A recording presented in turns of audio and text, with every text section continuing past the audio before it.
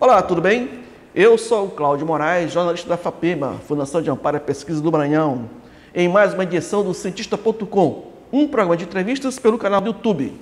E vamos apresentar o nosso convidado de hoje, o professor Tiago Alisson Cardoso de Jesus, do Núcleo de Estudos em Processo Penal e Contemporaneidade da UEMA, Universidade do Estado do Maranhão. E o professor Tiago também é líder do Núcleo de Estudos em Estado, Segurança Pública e Sociedade da Universidade Selma. Seja bem-vindo, professor Tiago Alisson. Obrigado, Cláudio. Prazer. É uma satisfação recebê-lo aqui hoje no nosso programa Cientista.com. O professor Tiago Alisson é pós-doutor em Ciências Criminais pela Escola de Direito da PUC do Rio Grande do Sul e também pós-doutor em Desigualdade Globais e Justiça Social pela UNB, Universidade de Brasília. É doutor e mestre em Políticas Públicas pela UFMA, Universidade Federal do Maranhão, onde se graduou em Direito. Professor do curso de Direito da UEMA, da Universidade Estadual do Maranhão, e do mestrado profissional em Direito da Universidade Selma. É pesquisador da Rede e Observatório Internacional em Desaparecimento Forçado, autor do livro A Desordem do Discurso em Matéria de Segurança Pública, lançado em 2020 pela editora Charente Luz Blanche. Integra o Banco Nacional de Avaliadores da Educação Superior do INEP e também o Cadastro Nacional e Internacional de Avaliadores do Conselho Nacional de Pesquisa e Pós-Graduação em Direito, CONPED. Tem atuação como editor, membro do Conselho Editorial e parecerista de quase uma dezena de revistas nacionais e internacionais de pesquisa. É orientador de iniciação científica, desenvolve atividade de extensão na área da cultura da paz, mediação escolar, justiça restaurativa, alteridade e combate ao bullying. Atua como pesquisador, consultor e palestrante em temáticas relacionadas aos direitos e garantias fundamentais, processuais penais, processo penal constitucional, teoria do conflito, vingança privada, linchamentos, encarceramento, invisibilidades e políticas de segurança pública. Professor Tiago, como você iniciou a sua trajetória no mundo do direito e como você se envolveu com essas temáticas? Muito bem. Então, primeiramente, quero agradecer aí a nossa audiência que nos acompanha. Quero também agradecer o convite, Cláudio, dizer que é uma satisfação. Eu penso que essa minha trajetória que foi lida era uma trajetória que teve como premissa uma experiência na graduação com iniciação científica, né? Eu fui bolsista da graduação em Direito pela UFMA de um programa no âmbito federal daquele ano de 2006, chamado Programa de Educação Tutorial em Direito, né? E lá, já ainda pelo 5º, 6º período da graduação, eu pude me envolver com diversas pesquisas, Cláudio, que voltavam-se a pensar a realidade. Então, eu penso que isso tem um pouco, né, de um atributo, tem um pouco também de eu reconhecer o direito como uma ciência interventiva e tem um pouco também da minha responsabilidade com o mundo, né? Então, por ter sido formado na graduação, ter feito mestrado e doutorado em uma universidade pública, o meu condão sempre foi compreender que aquilo que em mim foi investido eu também devo devolver, né, para a sociedade. Então, eu penso que minha trajetória foi muito assim, de pensar um pouco da iniciação científica na minha formação, ao lado do componente ensino e extensão, que é o tripé, né, da universidade, e claramente vislumbrando na ciência uma forma de enfrentamento às vulnerabilidades. Certo. Você tem um projeto de pesquisa apoiado pela FAPEMA, Vingança Privada e Insegurança Pública no contexto brasileiro de desencantamento do pós-88. Uma análise do trato político criminal de casos ocorridos no Maranhão. Quais as razões que levaram você a desenvolver esse projeto? Quais são os objetivos e a situação dessa pesquisa? Perfeito, interessantíssimo. Esse é um dos projetos, né, que já foram financiados pela FAPEMA e que eu desenvolvi esse projeto na sua primeira edição lá na Universidade Estadual do Maranhão em 2015. Né? Logo após ter sido aprovado o concurso público, ter tomado posse, ali, portanto, eu me inseri, eu pude levar na condição de professor adjunto 1 que lá sou hoje, a minha experiência, né, na iniciação científica. E a minha maior preocupação era justamente tentar fazer pesquisa e orientar aqueles que estavam sob a nossa responsabilidade para que investigassem fenômenos sociais complexos. E os linchamentos no Maranhão, a Sociedade Maranhense de Direitos Humanos, em 2016, sinalizou que nós estávamos a sofrer uma epidemia de linchamentos. Era um caso a cada 13 dias que ocorriam no Maranhão. Fora aqueles que não eram alcançados pela notificação, ou seja, eram subnotificados, o que nós vamos chamar de cifra oculta, o que nós vamos, portanto, atrelar à invisibilidade. Esse projeto já foi redimensionado várias vezes, com novos planos de trabalho. Hoje ele se encontra em uma fase bem interessante, que é uma fase de atuação em rede. Hoje nós estamos também colaborando com a sistematização de dados, além de construir reflexões, para investigar as semelhanças dos casos de lixamentos que ocorrem no Maranhão, com as semelhanças dos casos que ocorrem também lá no Amazonas e no Espírito Santo, em parceria com a Federal do Amazonas e a Federal do Espírito Santo. Então é um projeto que ele começou tímido em 2015 e hoje nós já estamos aí, eu creio, com mais de 15 planos de trabalho, né? Que os nossos bolsistas e voluntários da UEMA e também da Universidade de Selma, nesses últimos 2 anos, que a esse projeto também aí conseguiram agregar, e muito, para investigar essa questão dos linchamentos ocorridos no Maranhão. Linchamentos de negros, periféricos, pobres, homens, né?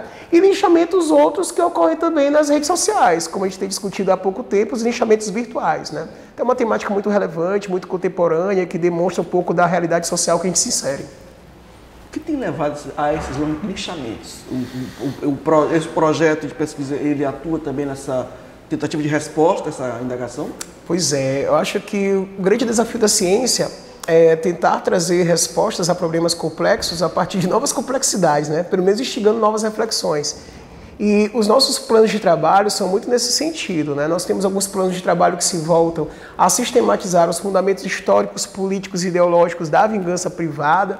De fato, né? Há uma tendência a se perceber que a sociedade ela está cansada, que há um descrédito, né?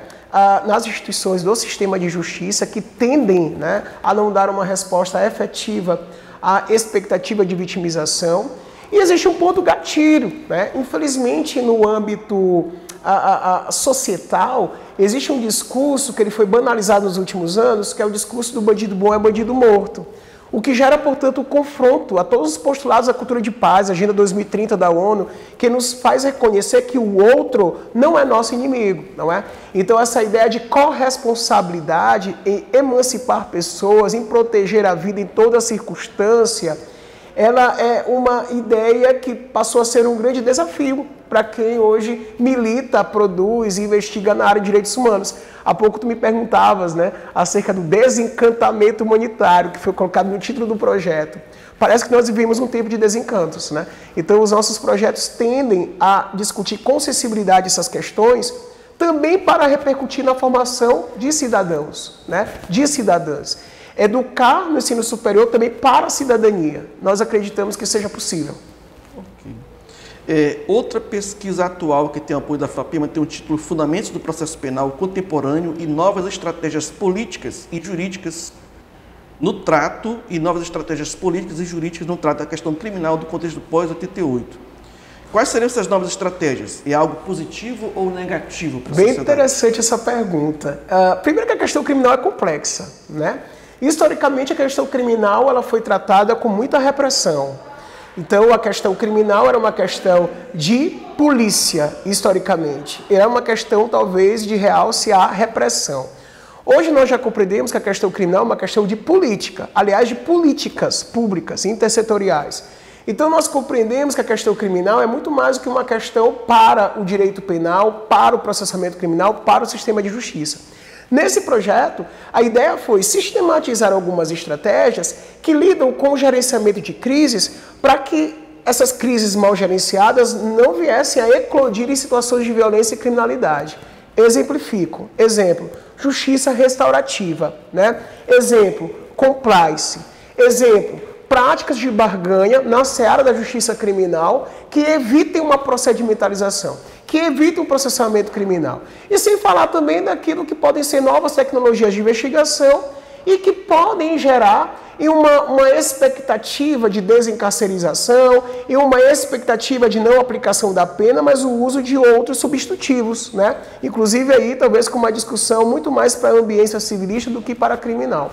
Hoje esse projeto situa-se em uma ambiência de perceber que, se não pararmos para voltar aos fundamentos e para repensar nossas estruturas, nós vamos ficar insistindo em estratégias que apenas potencializam o que nós já temos, que é o encarceramento em massa, né? E a questão prisional, em que pese nos últimos anos termos uma humanização do cárcere, mas eu não posso afirmar que seja a melhor estratégia para gerar emancipações, para gerar liberdades, para afirmar direitos, né? Então, nosso projeto é nesse sentido, para estudar justiça restaurativa, compliance, inteligência artificial, práticas de barganha na justiça criminal, que tentam minimizar não só a aplicação, mas também os efeitos de uma punição nos moldes mais clássicos, né, da teoria da pena. Certo. Temos outra pesquisa também com apoio da FAPEMA, Violência de Gênero no Maranhão. Uma análise do fenômeno em um contexto contemporâneo de desencantamento humanitário.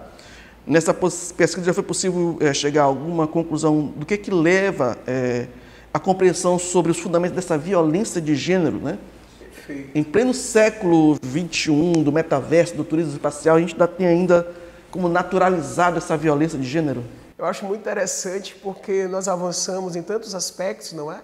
Na inteligência artificial, na percepção do domínio das habilidades técnicas, mas nós avançamos pouco, viu, Cláudio, no que toca ao nosso amadurecimento na nossa inteligência emocional.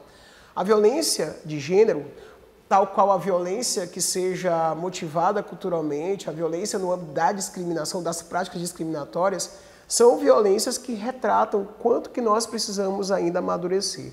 Então, esse projeto, alguns poderiam dizer, não é um projeto novo, sobre violência de gênero, não é? Mas é um projeto necessário. Parece que nós estamos reafirmando, até tornar a violência de gênero algo que nos constranja ainda disso falar, não é? Então, é um projeto que ele analisou a Casa da Mulher Brasileira e a sua atuação, a sua perspectiva, inclusive, a sua localização geográfica, a efetividade das medidas, né, que são ali tomadas, inclusive gerou um artigo que foi publicado na revista da Unicuritiba, Qualisa 1, para tentar justamente perceber um pouco da influência da pandemia, né, e como ela repercutiu na violência doméstica, mas é também um projeto que fala de violência contra gêneros. Então, numa perspectiva de demodiversidade, a comunidade LGBTQIA+, também é contemplada nesse projeto. Nós estamos em um país, e nesse mês, que é um mês alusivo, nós estamos em um país que muito se mata a comunidade LGBTQIA+, né? Nós estamos em um país que ainda muito se mata via feminicídio, né? Muito se matam mulheres. O Supremo Tribunal Federal, inclusive, há pouco tempo, reconheceu que a legítima, que a defesa da honra não pode ser tida como legítima defesa, não é? Então, nada justifica o feminicídio, nada justifica uma violência contra gêneros, seja ela física, criminal, ou indireta e invisível, ou psicológica, ou a violência institucional, que inclusive aí foi objeto de regramento normativo há pouco tempo. Então, é um projeto que nós levamos para a universidade para que se produza conhecimento científico engajado, para que se produza conhecimento científico que reverbere na formação de pessoas comprometidas com a cultura da paz e com o enfrentamento a todo o azar de violência e discriminação de gêneros, que inclusive é um objetivo da Agenda 2030 da ONU, né? Então, a nossa preocupação é latente, ela é necessária, parece repetitiva, mas parece que nós precisamos no Brasil reafirmar o que já foi dito várias vezes para que a gente também internalize, né? Quais são as grandes vítimas dessa situação de violência no país ou no Maranhão, nesses estudos? Olha, há quem diga que a violência, ela não tem classe, ela não tem cor, ela não tem gênero. Mas existe também uma violência que é situada em uma ambiência de intensa vulnerabilidade. Nós poderíamos falar que é uma violência estrutural. Então, em alguma medida, a violência é sim potencializada contra grupos específicos. Aqueles que talvez estejam naquela máquina que Darcy Ribeiro disse que é uma máquina de moer gente chamada Brasil, né? Então, quando a violência é contra negros, ela é potencializada. Contra negras, ela é potencializada. Negras e periféricas, ela é potencializada. Negras, periféricas e comunidade LGBTQIA+, também. Então, a gente consegue perceber que existem grupos que a máquina de extermínio, a máquina de silenciamento, de aniquilamento, ela é muito mais forte, né? Até por uma questão de histórica invisibilidade, por variáveis diversas, inclusive socioeconômicas, dificuldades no acesso à justiça, a própria perspectiva de dificuldade de romper com uma estrutura de violência por condições econômicas financeiras também, né? Então, nesse contexto, a vitimização, ela tem sim uma prevalência de cor, de classe e de perfil socioeconômico-cultural, infelizmente. Por isso que é importante que essas pesquisas se voltem também a dar voz, né? A permitir analisar marcadores da exclusão, marcadores da diferença e vislumbrar, inclusive, que o trato que é dado a uma mulher branca vitimizada é diferenciado de um trato também dado a uma mulher negra e periférica em situação de violência. É o racismo estrutural, né? Que na verdade... racismo estrutural. Que foi tema de uma pesquisa de iniciação científica, não é isso? Também. O racismo estrutural, aquilo que o Achille Mbembe, né, africano, também chamaria de necropolítica. Esse racismo estrutural ele é velado, Cláudio. Esse racismo estrutural, ele é discurso, ele também é prática, mas ele também é omissão. E a omissão e a indiferença também mata, não é? Então, o racismo não é recreação, o racismo ele não comporta discurso do ódio, o racismo é uma estratégia de aniquilamento, ele demarca todo um processo de seletividade penal, uma linguagem estigmatizante e repercute também nas estratégias violentas que aniquilam povos e comunidades, né? Esse racismo estrutural ele acaba permeando também a própria estrutura do Estado. É isso? Sim. Nas próprias políticas, nas próprias ações. Sim. E de alguma forma torna inefetiva a ação estatal? Olha, o racismo estrutural demarca, e nós podemos inclusive acompanhar isso pelo noticiário, que eu poderia apontar que é uma base material que se revela aquilo que não se quer dizer. O racismo estrutural demarca e também orienta práticas, né, de enfrentamento, né? É vislumbrar quem é o primeiro a ser tido como suspeito. É vislumbrar quem é aquela criança que precisa ter uma nota fiscal no bolso para dizer que a bicicleta que ela está utilizando é dela e não é alvo, portanto, de um crime, de um furto, de um ato infracional, né? Aquela criança, aquele adolescente. Então a gente consegue perceber que o racismo estrutural ele está enraizado. Eu tenho uma técnica que eu comento muito com os meus alunos, que para que a gente afirme a cultura de paz é necessário passar pelo constrangimento. O constrangimento, no âmbito da psicologia, ele é necessário até para que se revele aquilo que se entende por brincadeira e que, na verdade, é assédio. Aquilo que se entende por humor e que, na verdade, é discurso do ódio, é racismo, entende? Aquilo que, na verdade, é violência sexual psicológica e que se compreendeu, se quis dizer que era apenas algo ali que estava acontecendo. Então, eu acho que o constrangimento, o ato de dizer que isso tem nome, isso é capacitismo, isso é etarismo, isso é racismo, né? Isso é misoginia. Então, a ideia é dizer, dar nome, porque assim nós também estamos educando para a paz, educando para direitos humanos e estamos tentando amenizar, tentando ali atenuar práticas que foram normalizadas, né? O racismo também estrutural passa por isso. Sim, o encarceramento não é uma solução.